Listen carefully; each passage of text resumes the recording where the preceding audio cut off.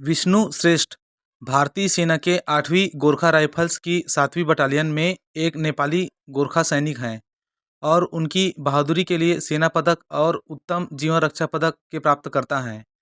दोनों को एक सशस्त्र ट्रेन डकैती के दौरान उनके वीरतापूर्ण आचरण के लिए प्रदान किया गया था। विष्णु श्रेष्ठ का जन्म नेपाल के पश्चिमी भाग में पर्वत जिले के वार्ड नंबर 9 बच्छा देउराली खोला में हुआ था। भारतीय गोरखा रेजिमेंट में भर्ती होने के बाद वह और उनका परिवार पोखरा चले गए। सितंबर 2010 में 35 वर्षीय गोरखा सैनिक विष्णु श्रेष्ठ रांची से गोरखपुर जा रहे थे। वे मौर्य एक्सप्रेस से यात्रा कर रहे थे जब 30 से 40 हथियारबंद लुटेरों ने चितरंजन पश्चिम बंगाल के पास ट्रेन पर हमला किया और यात्रियों से उनके कीमती सामान लूट लिए। श्रेष्ठ उस समय गहरी नींद में थे जब डाकू उनके पास पहुंचे। जागने पर वह अपना कीमती सामान छोड़ने के लिए तैयार थे, लेकिन उनके बगल में बैठी 18 वर्षीय लड़की को लुटेरों ने पकड़ लिया और उसका बलात्कार करने का इरादा किया। लड़की ने मदद के लिए पुकारा। उन्होंने बड़ी घुमावदार खुकरी निकाली जो सभी गोरखा सैनिक रखते हैं और डाकुओं पर हमला कर दिया।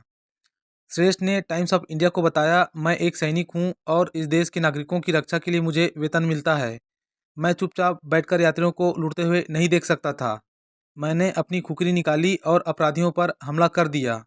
मैं उनमें से कम 3 को पकड़ने में सफल रहा।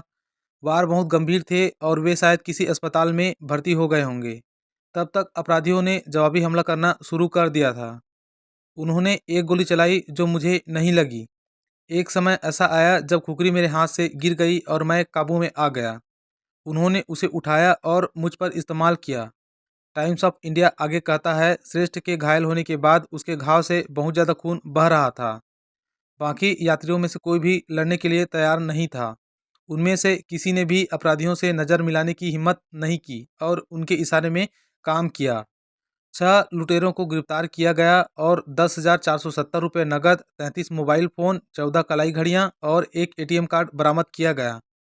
साथ ही 2 पिस्तौल, जिंदा कारतूस और 7 खंजर भी बरामद किए गए।